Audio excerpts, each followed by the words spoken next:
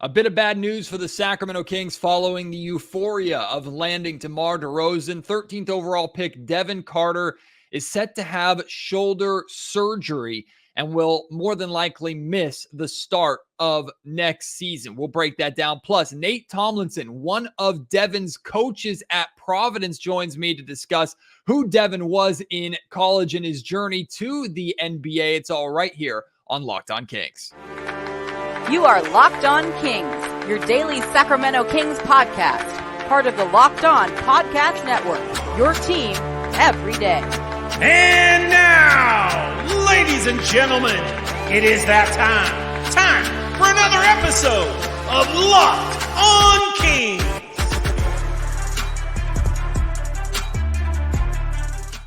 Hello and welcome into Locked On Kings, your podcast hub for Sacramento Kings coverage all offseason long. Today's episode is brought to you by FanDuel. Make every moment more. The playoffs are over, right? We're in summertime, and right now sports just aren't sporting the way that we want them to. But the good news is FanDuel is hooking up all customers with a boost or a bonus daily. That's right. There's something for everyone every day, all summer long. Visit FanDuel.com to learn more and to get started. My name is Matt George. I have the privilege of being your host here. I'm a Sacramento sports anchor and reporter for ABC 10 News. And while we were getting ready for day 2 of the California Classic inside the Golden One Center yesterday, the Kings victorious over the San Antonio Spurs, by the way, we got the unfortunate news that not only was Devin Carter going to be out all of Summer League with his shoulder injury that he suffered during a pre-draft workout, he is now going to require surgery. Now, I think, and from what I understand, this is a precautionary route for the Sacramento Kings. They are taking this route to make sure he is as good as possible heading into his career. Monte McNair said in his press conference, the Kings didn't just draft Devin Carter for who he can be immediately, but who he can be down the road for this Kings team. So as disappointing as it is to obviously not see Devin play in the Cali Classic and in Summer League, and as disappointing as it would be for Devin not to be available for the Sacramento Kings to start this season, if this is the route that the Kings thinks is best long-term for Devin and therefore long-term for the team, then it's a route we have to understand. Now, there has not been any official timetable given. I'm sure we'll get that information after the procedure on Devin's shoulder is successful.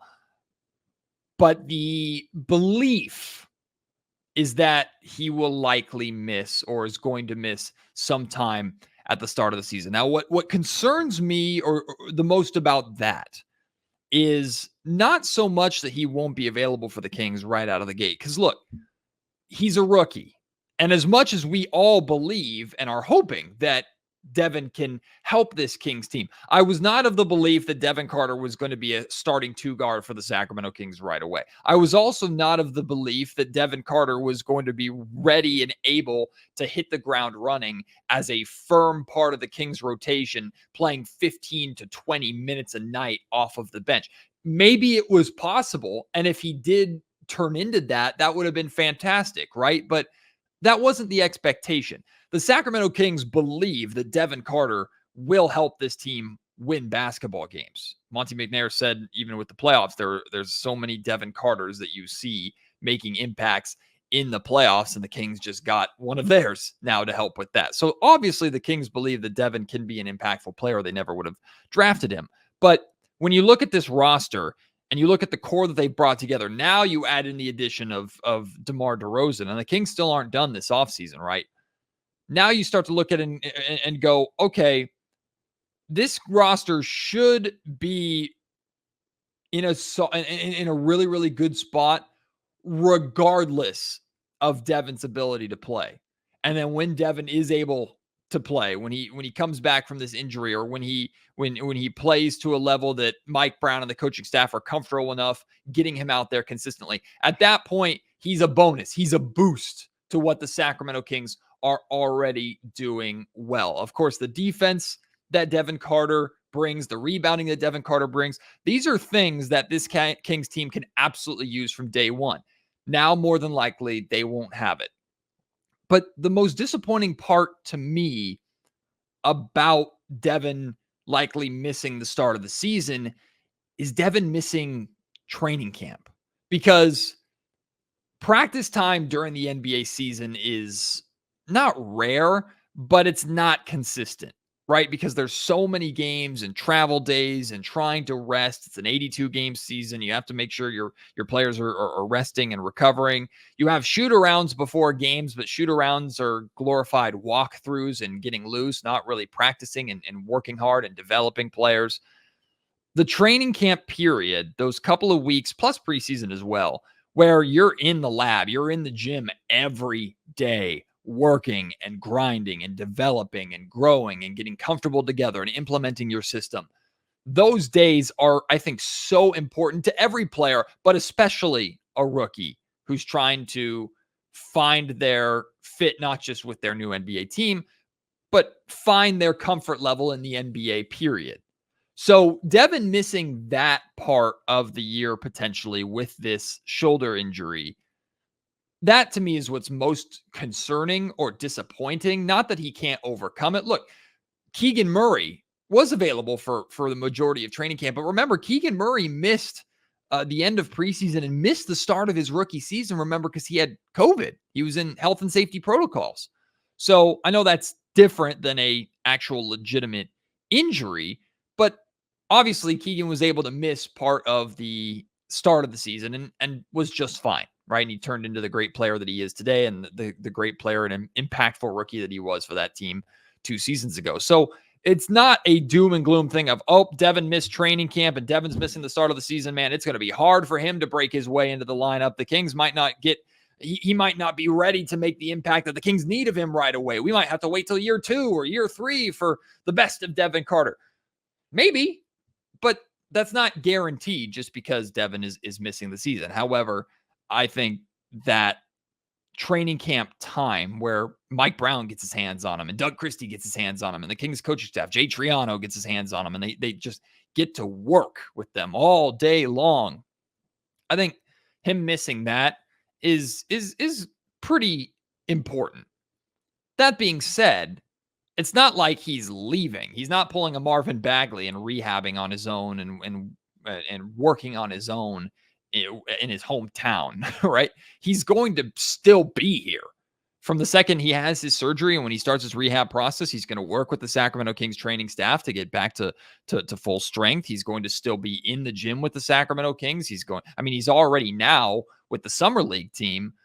He's at every single game. He's at every single practice. He's standing in the huddles. So he's involved. So he's going to at least be able to break down film and learn through conversations and learn through watching and things like that, what the Kings are expecting of him and how the Kings are trying to play and everything like that, which is certainly beneficial. He just won't be able to actually get on the floor itself.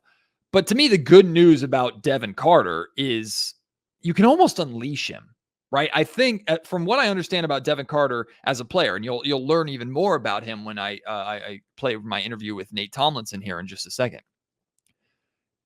He's a guy that it's like when he's available, whether it's 5 minutes, 10 minutes, 15 minutes, whatever role, I think Mike can almost go, hey, kid, get out there and be yourself, right? Get out there and get the basketball, get a stop, grab the rebound, grab some rebounds, just play hard. Like in that way, Devin can kind of ease his way into an NBA career and ease his way into a role with the Sacramento Kings, because you can always build off of that foundation. And of course, Mike Brown and the Kings are going to do that. There's definitely going to be things that Devin needs to work on. But the unteachable aspect of Devin's game, the hustle, the intensity, the tenacity, the nose for the basketball, the willingness to do everything, to fight for a rebound, to shoot the three-point shot, whatever the case may be, that doesn't have to be taught. And that should be there as soon as Devin is medically cleared and able to play. So that is encouraging to me. I'm not too worried. It's disappointing that Devin is out, but I wish him the absolute best of a speedy recovery. And I'm starved for Kings basketball in October, of course, to see DeMar DeRozan and De'Aaron Fox in this new Kings core in action. But once we get that news that Devin is cleared and able to play, and maybe there still is a chance that it's before the season. I'm skeptical about that, but maybe there's a chance. I think we're all going to be very, very giddy and excited to see him on the floor for the first time, especially in Sacramento, because I have a feeling he's going to get a standing ovation right away just with how hard that he plays. So looking forward to Devin Carter's recovery and miss him or wish him the absolute best in his upcoming shoulder surgery. And as soon as we get more news and information about his injury and the surgery, I'll share that for you, of course, right here on Locked On Kings. But now, instead of hearing me blab about Devin Carter, instead of just going off the word of Monty McNair or the other scouts and those that watched him in college and all the draft experts, why not talk to somebody that has worked directly with Devin Carter? One of his coaches, Nate Tomlinson from Providence, joins me coming up next on the podcast to break down who Devin was as a college basketball player. I think you're going to be really excited about what Coach Tomlinson says about Devin, his development, how hard he works, and just some of the plays that Devin makes that the Providence coaching staff had never seen before. Just some really, really cool stuff coming up in this interview, and I'm very excited to play it for you. Just before that, though, we got to pay some bills, and FanDuel is a wonderful sponsor here of the Locked On Kings podcast and an excellent tool to help get you through these summer months without Kings basketball. We all love sports. We never want them to stop. But with the playoffs being done, we get fewer games. We're getting no games outside of the summer league in the NBA right now. FanDuel lets me keep my sports fix going whenever I want. All I have to do is open up the app and dream up bets anytime that I am in the mood. And this summer, FanDuel is hooking up all customers with a boost or a bonus daily. That's right. There's something for everyone every day, all summer long. When you log into FanDuel for the day, you're going to get these different things that influence the way that you play for that day. And of course, all the MLB action going on right now, you can bet on with that. We have future bets for upcoming NBA awards. Who's going to win the NBA championship is coming up very, very soon. Of course, with NFL and college football right around the corner, FanDuel's got you covered for all of that. Head over to FanDuel.com and start making the most out of your summer. FanDuel is an official sports betting partner of Major League Baseball. We've seen the draft experts tell us who Devin Carter is. We've had Kings general manager Monty McNair tell us who Devin Carter is. But why not talk to somebody who's worked with Devin Carter at Providence to get him to accomplishing his NBA dream and now coming over to Sacramento? Joining me here on the Locked On Kings podcast, one of the assistant coaches of the Providence men's basketball team, Nate Tomlinson. Nice enough to join me. Coach, it's a pleasure to be able to talk to you. Very excited to have Devin Carter here in Sacramento, technically back in Sacramento. He spent some time here when he was a kid.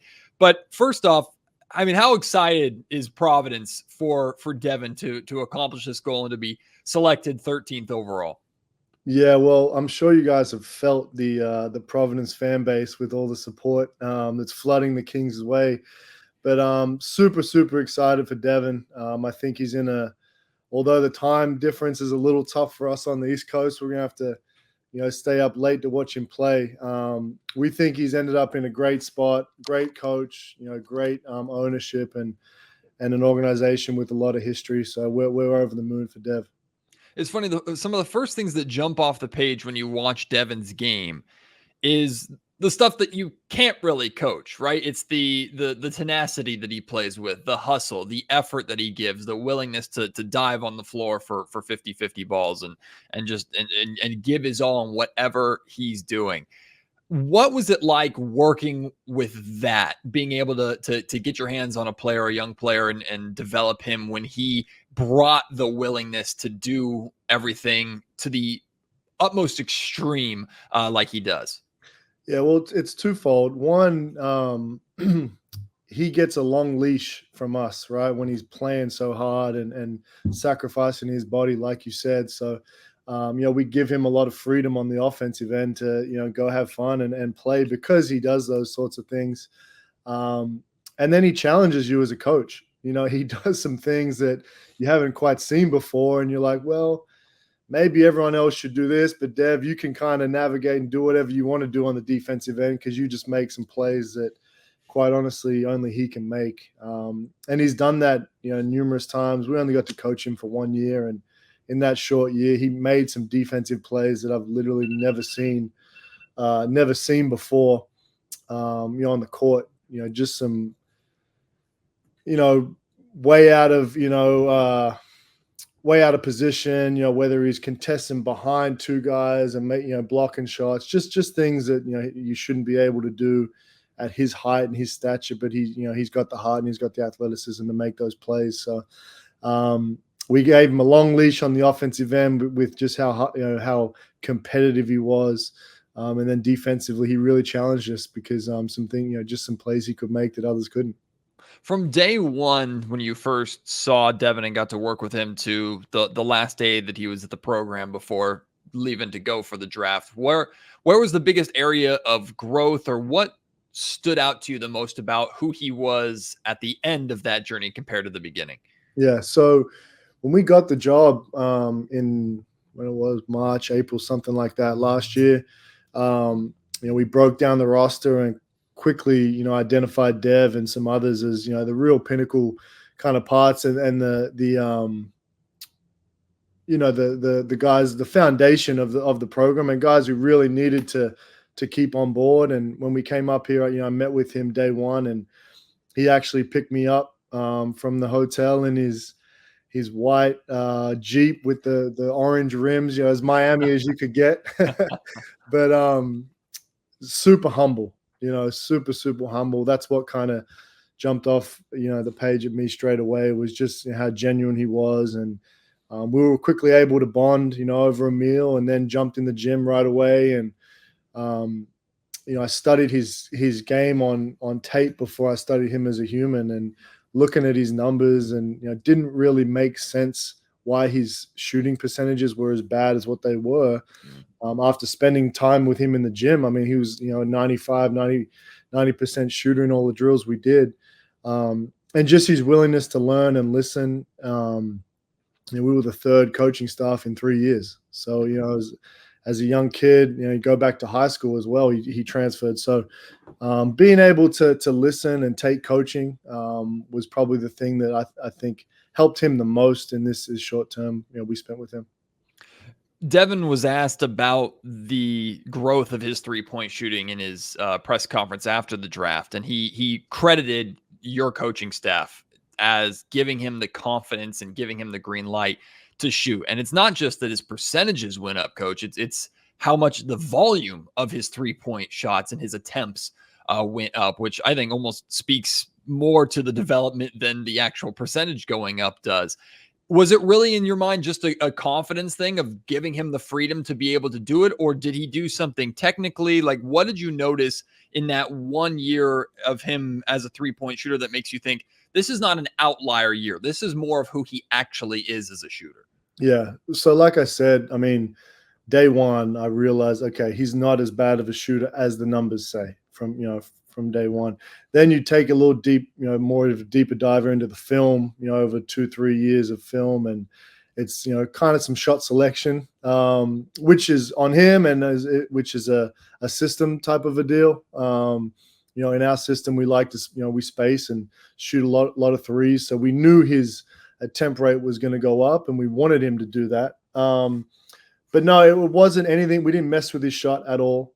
He's a tireless worker. I think it just had something to do with our system, compared to the previous staff. And then, the confidence that we all try to instill in our players to shoot the ball. And I think he shot close to 7 a game this year, at a really, really good clip. On top of all the defense, he was, entrusted to do as well. So, no, we knew he was a great shooter. We just wanted to give him, empower him to shoot the ball, and what type of shots were important as well. Well, hopefully that skill translates well, because, Coach, he's going to a Kings team coached by Mike Brown, who is all about the defensive end, but encourages his players to shoot open threes if he has them. So I think Devin's going to get a similar green light over there. With the defensive side, he's a 6'2" guard, but has a 6'8", almost 6'9" wingspan. You talked about him making the plays defensively that you've never really seen before. What is his versatility from seeing it in your own eyes of, okay, obviously he's a guard, so he's mainly going to be guarding ones and twos, but his ability to switch on threes and fours, and even sometimes if he gets stuck on a five, how he can defend. How versatile of a defender is he, and comfortable is he in kind of scrambling on the defensive end? Yeah, well, you said it in your opening statement with his competitiveness and his grittiness. That allows him to guard 1 through 5. He's just going to compete harder than whoever he's matched up against. And that'll always be who he is. It's why he'll have a 10, 15-year career in the NBA, because he's such a competitor. Why he's elite is, he has those natural God-given tools with his length, but his athleticism and his quick twitch. I'll never forget when we did our first testing when we got here, the 3/4 court sprint was like off the charts. And I was just like, this guy's a freak. And then he goes this year into the combine. He has the fastest time ever. Like, that wasn't a surprise, but he made some stories. He made some plays early on.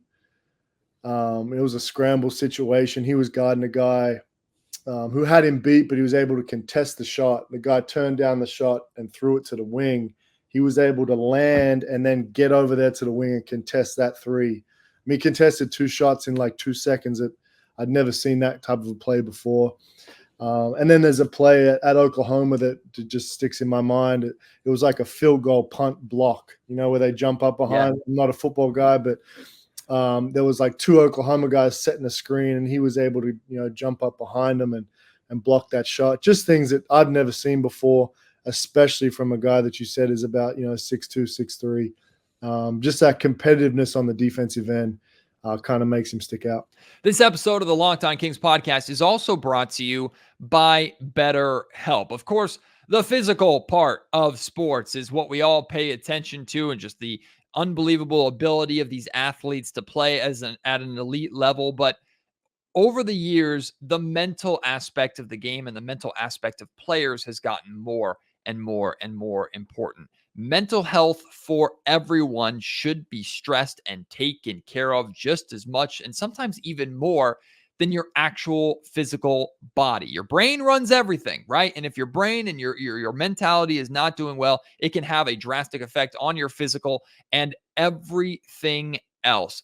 That is why I'm telling you about BetterHelp. I am a proud therapy goer, right? I've gone to therapy since I was in, or since the pandemic started, and it has completely changed my life, how I tackle different issues. It's helped with my marriage. It's helped with me being a parent, right? BetterHelp is an outlet that helps get you connected to a therapist and does it on your time, right?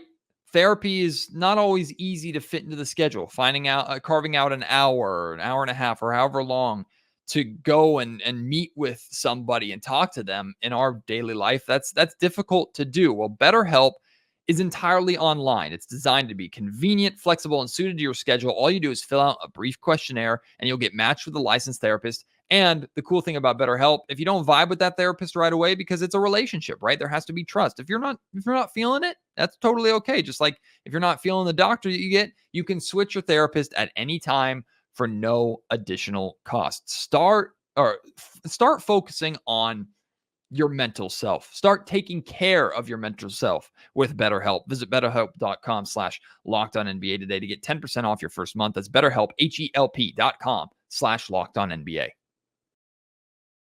I'll tell you, Coach, one of the things that excites me so much about Devin too is for his size, his ability as a rebounder. And I asked Kings GM Monty McNair about that, and he almost lit up. Like, that's one of the things that the Kings noticed and believe it's one of the most transferable skills that he has. They believe that he can rebound at this level, or rebound at the same rate on the NBA level, because it's, again, not necessarily things you teach. If he knows, he has a nose for the ball. He knows how to get into the right position. He's willing to battle and give his all to go out and get a rebound like that.